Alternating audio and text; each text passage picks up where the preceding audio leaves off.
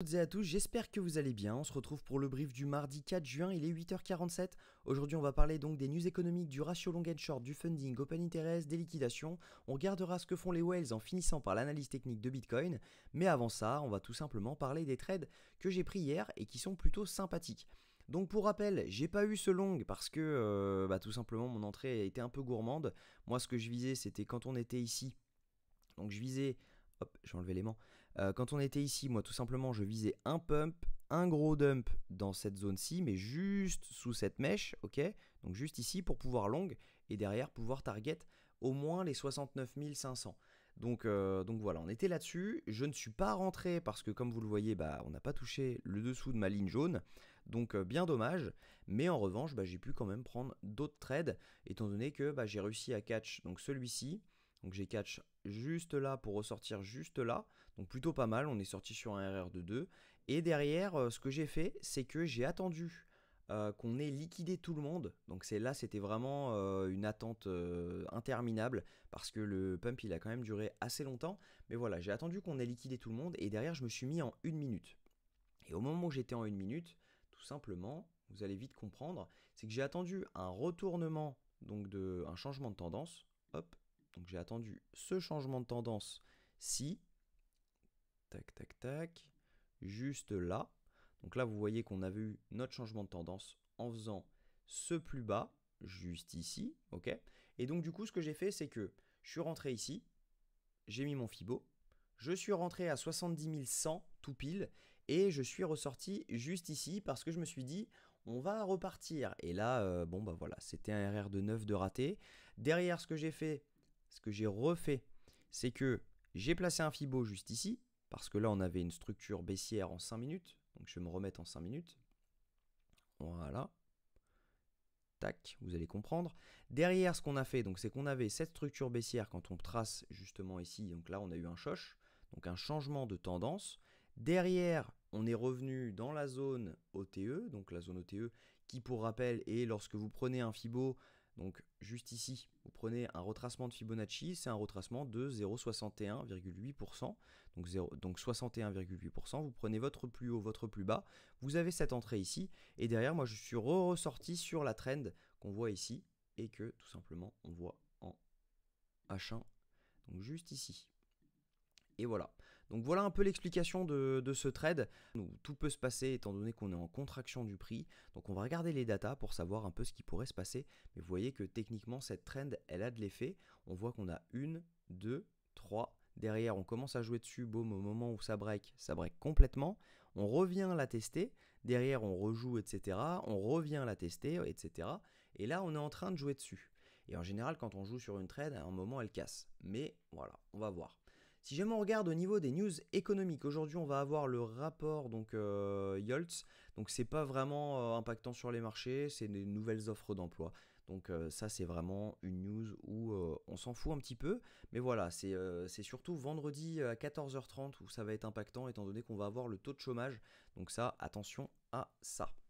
Si jamais on regarde le ratio long and short, on a une petite augmentation du nombre de shorts, même une grosse augmentation du nombre de shorts.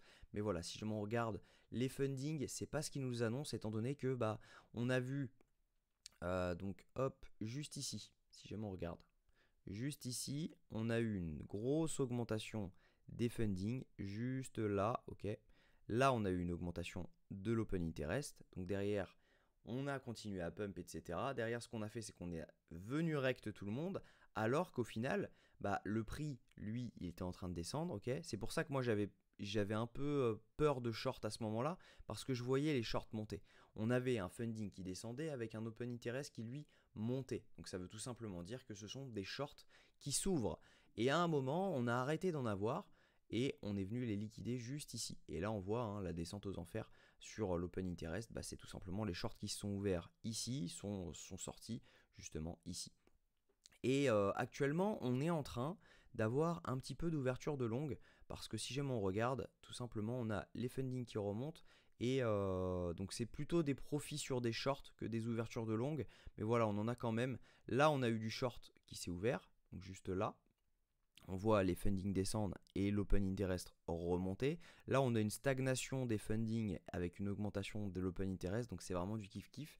Les gens sont indécis et c'est pour ça que c'est mieux de ne pas faire grand-chose pour le moment, du moins. Si jamais on regarde les liquidations, on a liquidé tout ce qu'il y avait à prendre sur une semaine. Donc, on a liquidé quasiment tout ce qu'il y avait à prendre sur une semaine hier. On en a encore un petit peu autour des 70 600. Maintenant, si je m'en viens pas les prendre, c'est pas non plus une obligation. On voit qu'on a pas mal de liquidations à la baisse et donc ça explique donc cette ouverture de longue juste là, hein, on le voit, hein, donc celle dont je vous parlais et à mon avis on pourrait venir potentiellement les chercher courant de la semaine de cette semaine autour des 66 000 $ et ça serait vraiment à mon avis un gros rect pour tout simplement les contrats dérivés. Je pense qu'on pourrait s'attendre au moins à un retour donc dans cette zone si jamais on y allait. Donc attention à ça, à mon avis, ça peut vraiment être impactant. On pourrait faire une mèche de 3000 $. Donc attention. Si jamais on regarde ce que font les whales, elles sont en train de prendre un tout petit peu de profit. Donc il y a eu des petites ventes juste là. Hop, on voit que là il y a eu des ventes. Donc potentiellement on est sur un top de marché. En même temps, si jamais on regarde, on est en haut de range. Donc potentiellement, bah voilà, on peut redescendre un petit peu. On a les micro whales qui elles ne cessent de vendre, on le voit, hein, on est scellé en jaune, donc voilà, elles ne cessent de vendre. Et les retails, eux, ils sont perdus. Un coup ils achètent, un coup ils vendent, un coup ils achètent, un coup ils vendent. Donc voilà, ils n'arrivent pas à se mettre d'accord, mais voilà, ils sont là en tout cas, ils font du mouvement, mais voilà, ils n'ont pas de décision encore. Donc si jamais on regarde techniquement, moi ce que je pense, c'est qu'à un moment ou à un autre, on va venir chercher cette zone-ci. Je pense que cette zone est une très bonne zone pour accumuler du long avec un SL potentiellement juste ici. Mais voilà, il faut faire attention parce que si j'ai enclenché une tendance baissière, parce que tout simplement, bah, on va avoir pris toutes ces liquidités là.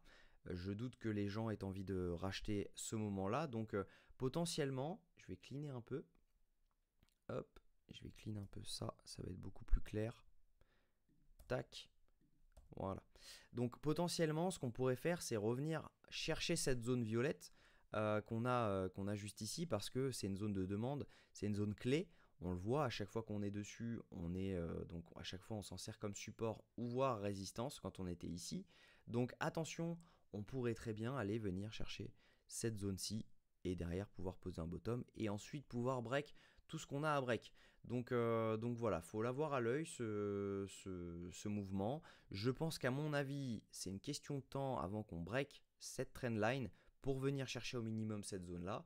Donc moi, ce que je vais attendre, c'est si jamais on se met en plus petite time frame, ce que je vais attendre, c'est une entrée short pour tout simplement être, hop, voilà. Donc pour tout simplement avoir cette entrée-ci que j'ai eue donc hier, mais voilà, en fait, j'aimerais avoir la même. À mon avis, on n'est pas à l'abri de revenir chercher donc le petit FVG qu'on a ici. Donc pourquoi pas venir chercher cette zone-ci. Hop, donc voilà. À mon avis, on n'est pas à l'abri de faire un mouvement comme ça, boum, et ensuite pouvoir dump. Et avoir le mouvement ensuite dont je vous parle, autour des 64 000 aux 62 600 $. Donc voilà, j'espère que cette vidéo vous a plu. N'oubliez pas, demain soir, 18 h, je serai en live. Donc n'hésitez pas à nous rejoindre, vous pourrez poser toutes vos questions. Ça va être un plaisir d'y répondre. Je referai une petite vidéo de rappel demain, donc ne vous inquiétez pas.